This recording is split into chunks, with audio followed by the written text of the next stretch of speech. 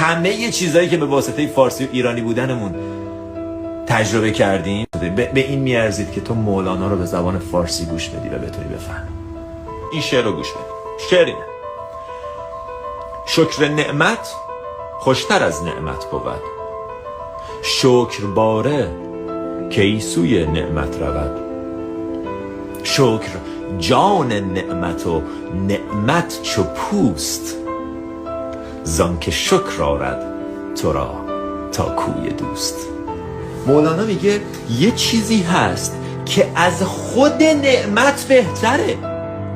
یه لحظه تصور کن چقدر تو باید زیبا ببینی که اینو متوجه بشی و بعد به این زیبایی اینو مطرحش کنی. یه چیزی هست که از خود سلامتی بهتره، از خود ثروت بهتره، از خود نعمت بهتره و اون شکر نعمت.